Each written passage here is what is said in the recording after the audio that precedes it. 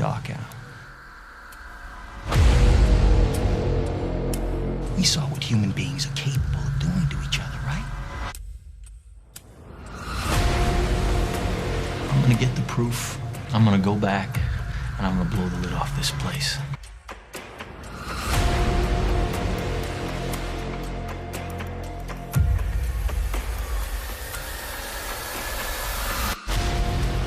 Do you know what she was afraid of?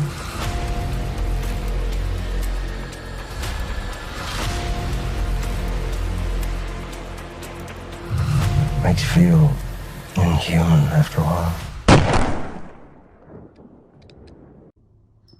Greetings and salutation, and welcome to my show, Investigate with Me, and I will be your host, Mimi. But before we begin today's episode, don't forget to hit the notification button that's listed above and below so you can receive any notification for upcoming videos that I will be conducting on Sundays at 10 p.m. Eastern Standard Time. And don't forget to also like and share to any family, friends, or I don't know, just anybody you're just talking to about what you're listening to, which is Investigate with Me. So let us begin. Before we begin today's episode, I actually had to do some research on this because there's actually an upcoming movie called The Killers of the Flower Moon. I thought this was interesting because I've never really heard about this story, which was actually the murder of the Osage tribe. So let us begin. Believed to be called the Children of the Middle River, the Osage Indian tribe were actually people of the sky that actually met with another tribe, which is the people of the earth, forming a tribe.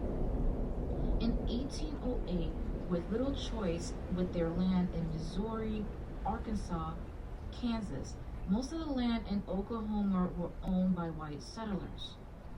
When they actually had left Kansas and were removed to be placed into a reservation in Oklahoma, that's when oil was actually discovered, and the Osage tribe earned the rights, what was called then mineral rights, an inheritance to the land. On the Act of 1906, each of the Osage tribe, which was consist of about, approximately 2,229 members of the tribe, were given what was known head rights, which is inheritance of the oil to then be paid to them. Because don't forget, it was on their land.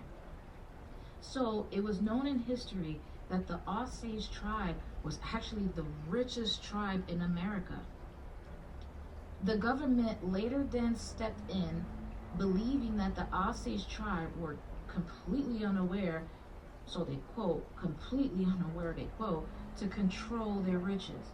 The government created, quote unquote, guardianship for each member of the tribe. That is a tragedy, very tragic. Guardianship over each member of the tribe. I'm lost for words on this one here. Not surprised, but also lost of words from that. Tragedy. This is where corruption actually began. Members of the government would then inherit the Osage estate if the ward was to die. So in other words, if any of the members of the tribe who would inherit the land, it was believed that the government would actually step in to take over the land before the members of the tribe were to inherit the land. So it was not too long after that where mysterious deaths and murders began. The corruption appeared to be about greed amongst lawyers, bankers, doctors, undertakers, teachers, and law enforcers. Undertakers and teachers, you ask? I was kind of skeptical about that too, but then I also believe the reason why the undertakers were involved was only just to cover up the mysterious death. And the reason why the teachers were involved was just more in a way to kind of like assimilate and, genocide the Osage tribe to conforming them in hopes to oppress their minds into allowing them access to their land. if you really think about it. And overall, it's just the oppression of the mind. So the crimes actually went unreported, and some of them were even not prosecuted by the millions. Investigations. William Hill, known to be the king of the Osage Hill, a rancher, had bribed everyone and anyone who could order the murders of the Osage tribe. William later then ordered his nephew, Ernest Burkhart, to marry an Osage woman named Molly Brown, so that way he can control her inheritance, known then as the headright. Osage tribal council suspected that William and his followers of corruption, of murder, and stealing the land, actually had then filed a report to the Bureau of Investigation and FBI agent known as the famous J. Edgar Hoover. Yes, I said it. J. Edgar Hoover, who was the director of the FBI during that time for this investigation. April 2nd, 1923, was reported that 24 murders between 1921 and 1923 had occurred. Hoover and also an undercover FBI agent named Tom White was actually called to investigate. Then they swear they discovered deaths of 60 and more and greater were also known to be found. But before we get into there, let us explore further about the murder in the Osage County, because there was a lot of murder that had took place. So let us begin of what had occurred in 1920. The western U.S. was actually shaken by the reports of 18 Osage and non-native Osage County with a short period of time of murders occurring. It was reported in Colorado's newspaper that they actually titled the murder "The Reign of Terror" on the Osage Reservation. Most murders seem associated with several members of one family. On May 27, 1921, local hunters discover a decomposing body of a 36-year-old Anna Brown in a remote ravine in Osage County. Unable to find the killer, local authority actually ruled her death to be accidental, resulting to alcohol poisoning, and actually put the case aside. Brown, who was divorced, was then awarded by her state to her mother, Lindsay Q. Kyle. Kelsey Morrison, a petty criminal, later admitted to murdering Brown and also testified that William Hale, actually a local cattleman, had asked him to do this. Along with this admission, Morris actually stated that Hale's nephew and Brown's ex-boyfriend, Brian Burkhart, was actually part of her murder. Morris then went to testify after stating that meeting Brown earlier at her sister's house, Molly's sister's house, that he and Burkhart took a heavily intoxicated Brown to 3 Mile Creek, where Morris shot and killed her. A body of another Osage, which was Brown's cousin, Charles Whitehorn, was later discovered near Pahawaska on the same day as her. Whitehorn was later then to be found shot. 2 months later, Lindsay Q. Kyle was also later killed. By that time, Lindsay had the inheritance for herself and also inherited the rights of her late husband and 2 daughters. On February 6, 1923, Henry Rowan, another cousin of Brown, was found in his car on the Osage Reservation dead, shot in the head. Rohan actually had financial connection with Hale, borrowing $1,200 from the cattleman. Hale arranged to make himself the beneficiary of Rohan's $25,000 life insurance policy. Over a month later, on March 10, 1923, a bomb was actually destroyed in the Fairfax residence of Anna's sisters, Rita Smith, killing Rita and her servant Nettie.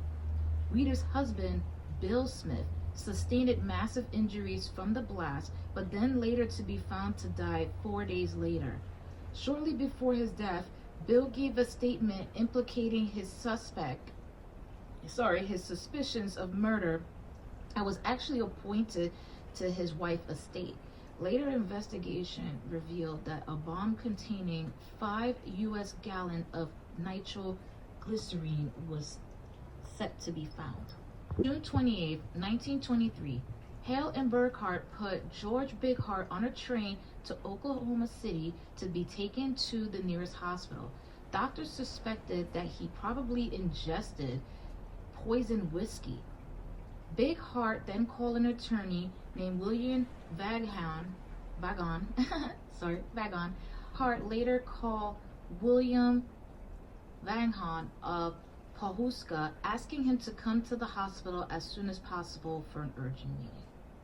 That's where Vagon actually complained that he and 2 other men had met that night. Bighart had actually stated that he had suspicions behind the murder and had access to actually incriminating documents that can prove his claim.